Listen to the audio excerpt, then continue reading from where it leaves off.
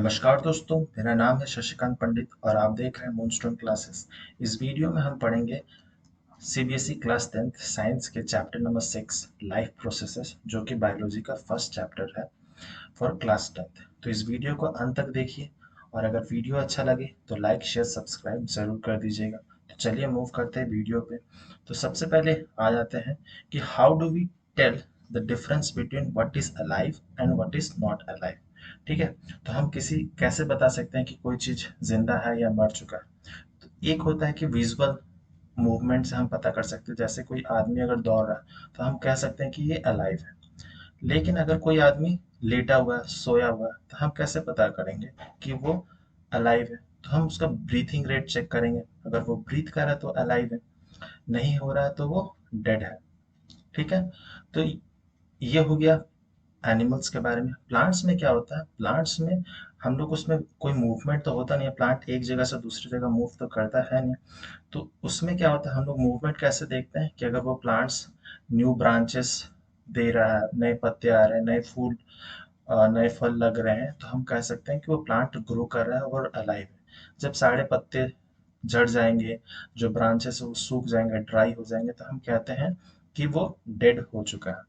लेकिन जो ये विजिबल मूवमेंट है, देखकर जो बताना, वो एकदम एक्यूरेट कैरेक्टरिस्टिक नहीं है कि कोई चीज जिंदा है या मर चुका है।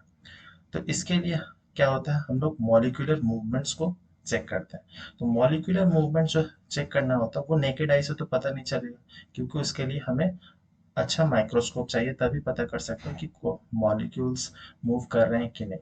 क्योंकि हमें पता है कि जितने भी लिविंग ऑर्गेनिज्म है वो billions of trillions of molecules atom से मिलकर बने हैं। तो अगर मूवमेंट ऑफ मॉलिक्यूल्स है तो हम बता सकते हैं कि कोई लिविंग ऑर्गेनिज्म अलाइव है या नॉट अलाइव है। लेकिन एक एक्सेप्शन केस आ जाता है वायरस के साथ में, जो कि हमें पता ही नहीं, बहुत कंट्रोवर्सी है कि ये जिंदा है या हम लोग डेड में काउंट करें इसको। तो बेसिकली जब तक वो होस्ट सेल को इन्फेक्ट नहीं करता है तब तक वो डेड ही रहता है। तो जब वो होस्ट सेल को इन्फेक्ट कर देता है तब वो अलाइव हो जाता है वायरस, जैसे आपने कोरोना पीरियड में समझा होगा। तो मॉलिक्यूलर मूवमेंट जो है वो ज़्यादा बेटर कैरेक्टरिस्टिक फीचर है कि किसी चीज़ को लाइव या नॉट अलाइव बताने के लिए। अब आ जाते हैं मेन टॉपिक जो है हमारा चैप्टर का, व्हाट आर लाइफ प्रोसेसेस। तो any processes which maintain and repair body functions and are necessary for the survival are called life process. तो वैसे जितने भी प्रोसेसेस हैं जो हमारे जो मेंटेनेंस, रिपेयर, ग्रोथ करने में हेल्प करे, हम उसे लाइफ प्रोसेसेस कहते हैं। तो life processes basically human beings में क्या क्या होता है, कंसिस्ट ऑफ। तो पहला है न्यूट्रिशन, दूसरा है रेस्पिरेशन, तीसरा ट्रांसपोर्टेशन एंड चौथा एक्सक्रीशन। हम वन बाय वन समझेंगे। न्यूट्रिशन क्या होता है, बेसिकली कोई फूड को, एनर्जी सोर्स को इनटेक करना बाय एन ऑर्गेनिज्म, उसे हम न्यूट्रिशन कहते हैं। तो इससे क्या होता है, हमें एनर्जी मिलता है। तो एनर्जी मिलता है तो हम लोग अपने ग्रोथ में और मेंटेनेंस में, बॉडी के सेल्स में वो हम लोग यूज करते हैं। तो उसे, उस प्रोसेस को हम लोग कहते हैं न्यूट्रिशन। न्यूट्रिशन के बाद क्या होता है, हम लोग खाना तो इनटेक कर लिए, अब उस खाना जो है वो कॉम्प्लेक्स फॉर्म में, उसको छोटे छोटे सिंपलर फॉर्म में तोड़ना होगा और तोड़ के उसको फाइनली कन्वर्ट करना होता है uniform source of energy. Uniform source of energy क्या है, तो वो है एटीपी, एडेनोसाइन ट्राइफॉस्फेट। इसका जो कंसेप्ट है वो आपको हायर क्लास में पढ़ने मिलेगा, 10th में ऐसा नहीं है। तो कॉम्प्लेक्स सब्सटेंस को, उसको सिंपलर फॉर्म में बनाना होता है। तो इस प्रोसेस में क्या होता है, हमें ऑक्सीजन का नीड होता है। तो ऑक्सीजन का नीड होता है और हम जो कॉम्प्लेक्स फूड मटेरियल्स है उसको सिंपलर फॉर्म में बना देते हैं, ब्रेक डाउन कर देते हैं। उस प्रोसेस को हम लोग कहते हैं रेस्पिरेशन। ठीक है, तो ये दूसरा प्रोसेस हो गया। तीसरा जो प्रोसेस है वो है ट्रांसपोर्टेशन। तो ट्रांसपोर्टेशन क्या होता है कि जितना भी सिंपलर फॉर्म में फूड बन गया उसको अलग अलग ऑर्गन्स में, अलग अलग सेल्स तक पहुंचाना बहुत ज़रूरी है। जो हेल्प करता है, हार्ट हेल्प करता है, इसमें पंपिंग एक्शन है हार्ट का, वो भी हम फर्दर क्लासेस में पढ़ेंगे। तो हार्ट का काम करता है इसमें, साथ ही साथ में ब्लड जो एक फ्लूइड कनेक्टिव टिश्यू है वो भी ट्रांसपोर्टेशन में बहुत ज़्यादा हेल्प करता है। उसके बाद ट्रांसपोर्टेशन के बाद में क्या आता है, एक्सक्रीशन प्रोसेस, जो चौथा है। When chemical reactions use the carbon source and oxygen for energy, they create byproducts that are not only useless for the cells of the body but could be harmful. तो by products कुछ create होंगे और उस by product को body से हटाना बहुत ज़रूरी है, नहीं तो वो हार्मफुल हो जाएंगे। तो इसमें कौन ह्यूमन बॉडी में जैसे किडनी बेसिकली ये रोल अदा करता है। तो इस प्रोसेस को हम लोग कहते हैं एक्सक्रीशन। ठीक है, ये चार लाइफ प्रोसेसेस थे। जैसे फर्स्ट था हमारा न्यूट्रिशन, देन सेकंड रेस्पिरेशन, तीसरा ट्रांसपोर्टेशन, चौथा एक्सक्रीशन। अब आते हैं nutrition in plants and animal. तो न्यूट्रिशन आप समझ गए होंगे, the process by which an organism takes food या nutrients and utilize it is called nutrition. तो हमें नीड क्यों है न्यूट्रिशन का? तो बेसिकली हम लोग फूड इनटेक करते हैं तो उससे क्या मिलता है, हमें एनर्जी मिलता है। और एनर्जी मिलता है तो हम जो अपना काम है वो कर सकते हैं। हर सेल्स को एनर्जी मिलता है, उससे हमारा जो बॉडी में रिपेयर मेंटेनेंस का काम होता है वो थॉरली चलते रहता है, इसीलिए न्यूट्रिशन जरूरी है। फिर न्यूट्रिएंट्स क्या होता है, जो हम लोग फूड इनटेक करते हैं वो बेसिकली होते हैं न्यूट्रिएंट्स। तो ये दो तरह के होते हैं, मैक्रो न्यूट्रिएंट्स और माइक्रो न्यूट्रिएंट्स। मैक्रो न्यूट्रिएंट जैसे हो गया कार्बोहाइड्रेट्स, प्रोटीन्स, फैट्स, ये सब हो गया मैक्रो न्यूट्रिएंट्स, क्योंकि हमें हमारे बॉडी में ये ज़्यादा अमाउंट में, मोर अमाउंट में चाहिए, इसीलिए हम मैक्रो न्यूट्रिएंट कहते हैं। मिनरल्स, वाइटामिन्स हैं जो हमें स्मॉलर अमाउंट में चाहिए, इसीलिए हम इसे माइक्रो न्यूट्रिएंट्स कहते हैं। फिर अब आते हैं मोड ऑफ न्यूट्रिशन में। तो बेसिकली दो टाइप्स हैं, ऑटोट्रॉपिक एंड हेटेरोट्रॉपिक। तो पहले समझेंगे ऑटोट्रॉपिक न्यूट्रिशन क्या होता है। तो ऑटोट्रॉपिक न्यूट्रिशन वो मोड ऑफ न्यूट्रिशन है in which organism prepare its own food. जैसे कि ग्रीन प्लांट हो गया, ब्लू ग्रीन एल्गी हो गया, ये अपना खाना खुद बना सकते हैं। तो ऑटोट्रॉप्स यूज करते हैं सिंपल इनऑर्गेनिक मटेरियल्स को और कन्वर्ट कर देते हैं complex high energy molecules of carbohydrates में। तो जो ऑर्गेनिज्म कैरी करता है ऑटोट्रॉपिक न्यूट्रिशंस, हम उसे ऑटोट्रॉप्स कहते हैं। एग्जाम्पल है green plants, blue green algae, ये ऑटोट्रॉप्स है। ठीक है, तो ऑटोट्रॉपिक न्यूट्रिशन में क्या होता है, सिंपल इनऑर्गेनिक मटेरियल्स जैसे कि हमारा CO2, H2O, ये सिंपल इनऑर्गेनिक मटेरियल्स है, ये कन्वर्ट हो जाते हैं इन the presence of chlorophyll, sunlight. इस पूरे प्रोसेस को हम लोग कहते हैं फोटोसिंथेसिस, क्योंकि इसमें खाना बन रहा है और इन द प्रेजेंस ऑफ सनलाइट, इसीलिए फोटो और सिंथेसिस मतलब खाना बनना। तो सिंपल इनऑर्गेनिक मटेरियल जैसे कार्बन डाइऑक्साइड, वाटर से इन the presence of sunlight and chlorophyll convert हो जाते हैं complex high energy molecules of carbohydrate जैसे ग्लूकोज, स्टार्च। ठीक है, तो ये हो गया ऑटोट्रॉपिक न्यूट्रिशन का। तो nutrition in plant, green plants prepare their own food in the presence of sunlight. तो सनलाइट प्रोवाइड करता है energy, carbon dioxide and water are raw materials and chloroplast is the site where food is made.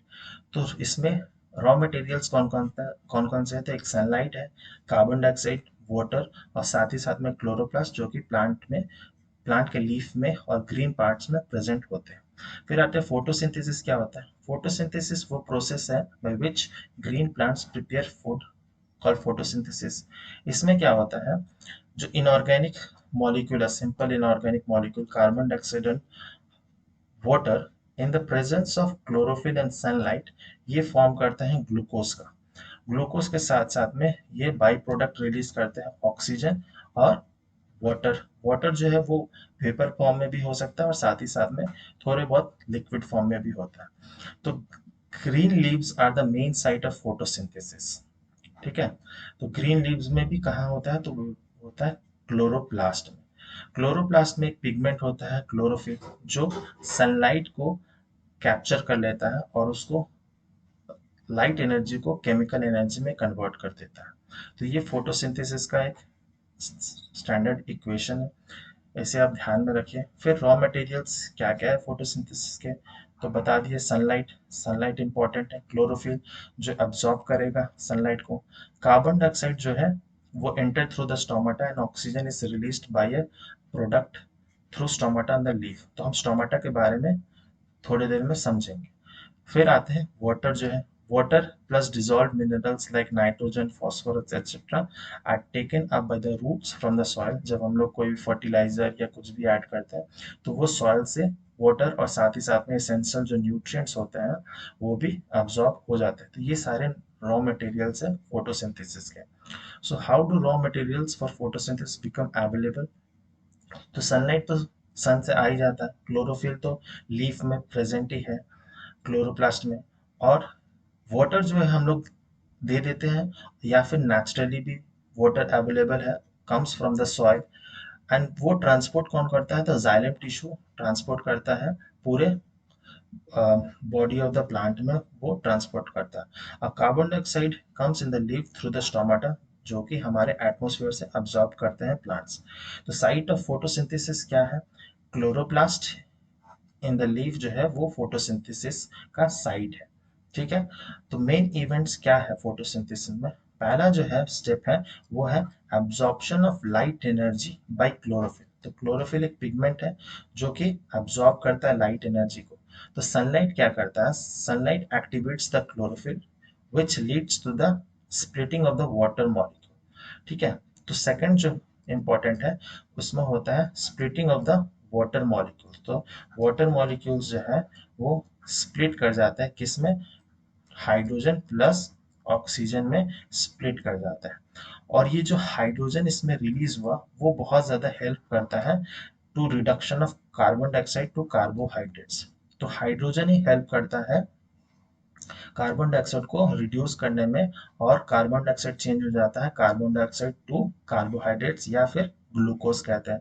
और इस process में क्या होता है? Oxygen is the by product of the photosynthesis. तो ये तीन जो है मेन इवेंट्स है फोटोसिंथेसिस में। जो पहला जो स्टेप है वो इन द प्रेजेंस ऑफ लाइट में होता है, क्योंकि सनलाइट जरूरी है, तो इसको कहते हैं लाइट रिएक्शन भी कहते हैं। ये आप 11th-12th में ये डिटेल में पढ़ेंगे। और जो स्प्लिटिंग ऑफ वाटर हो गया, ये तो लाइट रिएक्शन में आएगा। और जो reduction of carbon dioxide to carbohydrates, ये जो है वो हम उसे डार्क रिएक्शन कहते हैं। ठीक है, तो ये मैं थोड़ा सा बेसिक बता देता हूँ, ये आपको 11th-12th में हेल्प करेगा। ठीक है, तो splitting of water into hydrogen plus oxygen वो लाइट रिएक्शन कहलाता है। और reduction of carbon dioxide to carbohydrates, उसे हम डार्क रिएक्शन कहते हैं। और जो इसमें हेल्प कौन करता है reduction of carbon dioxide to carbohydrate? तो वो है हाइड्रोजन हेल्प करता है। तो ये मेन इवेंट्स है, इसे अच्छे से समझ लीजिए। फिर कार्बोहाइड्रेट जो subsequently फॉर्म होते हैं वो कन्वर्ट हो जाता है स्टार्च में and stored in the leaves and other storage parts में। तो प्लांट में क्या होता है? वो in the form of starch में स्टोर होता है। लेकिन एनिमल्स के केस में क्या होता है? एनिमल्स के केस में ये ग्लाइकोजन के फॉर्म में स्टोर होता है। तो ये आपको जानना जरूरी है। फिर हम आते हैं stomata. Stomata basically tiny pores होता है present on the epidermis of the leaf और stem, through which gases exchange and transpiration occurs. तो जरूरी नहीं है कि स्टोमाटा हमेशा लीफ में ही हो, कुछ स्टेम्स में भी होते हैं जिसको हम लोग कहते हैं लेंटिसेल्स। तो लेंटिसेल्स का भी सेम फंक्शन है एज ऑफ स्टोमाटा। तो फंक्शन क्या है स्टोमाटा का? Exchange of gases, carbon dioxide को इनटेक करना और ऑक्सीजन को रिलीज करना, ये हमारा स्टोमाटा का काम है। फिर losses of water, large amount of water in the form of water vapour, इसको हम लोग ट्रांसपिरेशन कहते हैं। और ये जो डायग्राम है वो स्ट्रक्चर ऑफ स्टोमाटा है। तो ये स्ट्रक्चर ऑफ स्टोमाटा जो है ये डाइकोट प्लांट के लिए है। तो डाइकोट प्लांट में जो स्टोमाटा जो होता है वो किडनी शेप्ड का होता है, किडनी शेप्ड या बीन शेप्ड का होता है। लेकिन जो मोनोकॉट होता है, मोनोकॉट प्लांट्स में होता है, वो डम्बल शेप का होता है। इस कुछ इस तरह के शेप का होता है मोनोकॉट में गार्ड सेल्स का आपका स्ट्रक्चर।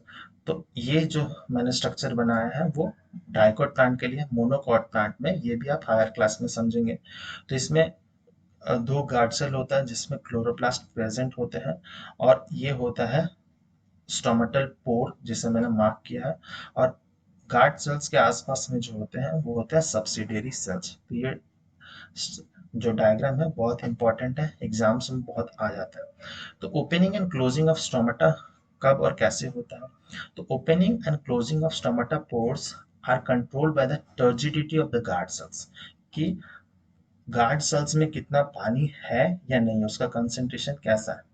तो गार्ड सेल्स जो होता है वो ओपन कब होगा? जब गार्ड सेल्स जो है वो सराउंडिंग से वाटर जो है वो इनटेक कर लेंगे अपने अंदर। तो इनटेक करने से क्या होगा, जो गार्ड सेल जो है वो स्वेल अप हो जाएंगे। वो स्वेल अप हो जाएंगे तो ओपनिंग स्टोमेटल पोर जो है वो ओपन हो जाएगा।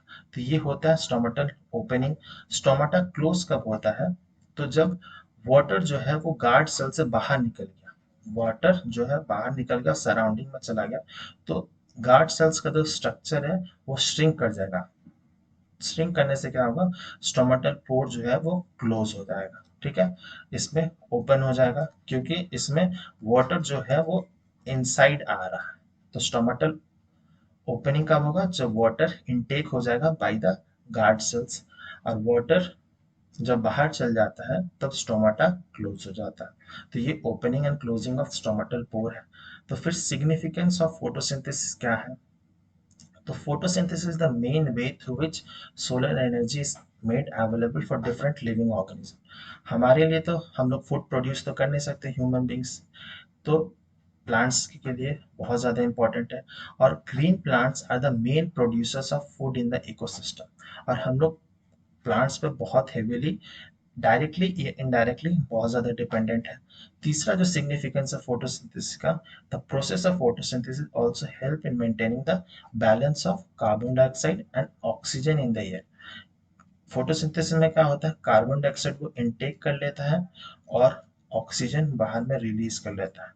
तो एटमॉस्फेयर में जो ग्लोबल वार्मिंग का कॉज क्यों है कि उसमें हम लोग बोलते हैं प्रिवेंशन टेक्निक में क्या है कि पेड़ लगाने को कहते हैं। पेड़ लगाने से क्या होगा, कार्बन डाइऑक्साइड जो है वो इनटेक हो जाएगा, प्लांट्स इनटेक कर लेंगे, फूड सिंथेसाइज करेंगे, और ऑक्सीजन जो है वो as a byproduct plant release करता है फोटोसिंथेसिस में।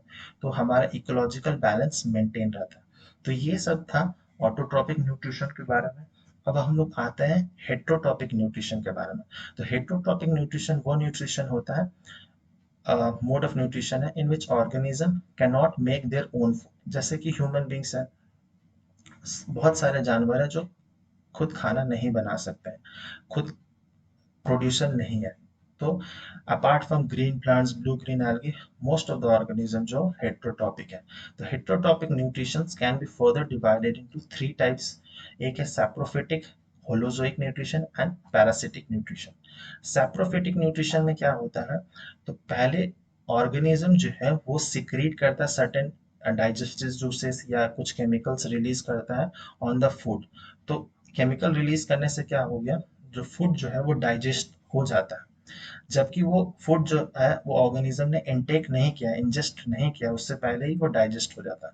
तो अगर इंजेशन से पहले डाइजेशन हो जाता है, उसके बाद जाके वो खाना इंजेस्ट करता है, वो वैसे टाइप ऑफ न्यूट्रिशन को हम लोग सैप्रोफिटिक न्यूट्रिशन कहते हैं।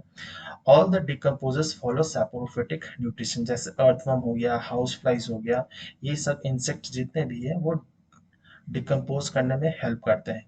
ठीक है, वो डाइजेस्टिव जूसेस फूड पे रिलीज कर देते हैं और ब्रेकडाउन डाइजेशन हो जाता है, उसके बाद वो इंजेस्ट करते हैं। होलोजिक न्यूट्रिशन जस्ट इसका ऑपोजिट है। इसमें क्या होता है, पहले इंजेशन होता है, उसके बाद जाके अंदर में वो डाइजेशन होता है, जो कि हमारा ह्यूमन बींग्स भी करते हैं। और इसमें इंटरेस्टिंग एक चीज है कि एक यूनिसेलुलर ऑर्गेनिज्म है अमोएबा, वो भी होलोजिक न्यूट्रिशन फॉलो करता है। फिर है तीसरा हेट्रोटॉपिक न्यूट्रिशन का, वो है पैरासिटिक न्यूट्रिशन।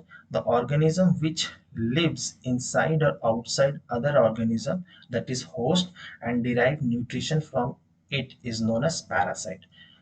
तो वैसे ऑर्गेनिज्म जो होस्ट के अंदर या बाहर रहकर उससे न्यूट्रिशन डिराइव करते हैं, वैसे हम पैरासाइट कहते हैं।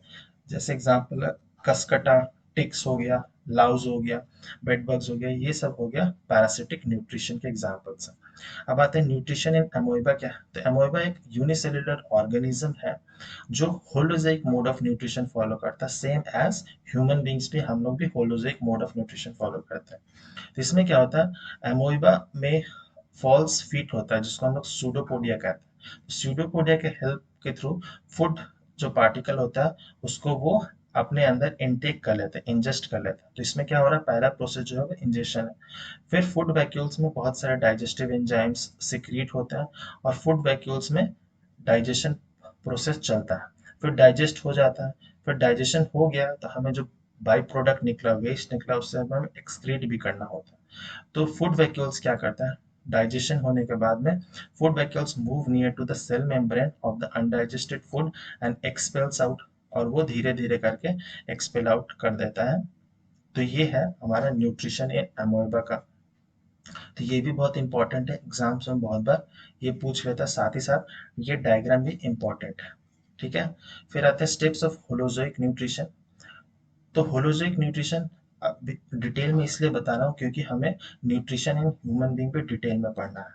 इसीलिए अगर आप ये समझ लेंगे तो ह्यूमन बीइंग्स जब हम न्यूट्रिशन पढ़ाएंगे वो भी बहुत इजी हो जाएगा। तो होलोजिक न्यूट्रिशन में पहला स्टेप क्या है, वो इंजेशन, मतलब फूड पार्टिकल्स, फूड को हम लोग इनटेक करेंगे, अपने बॉडी के अंदर लेंगे।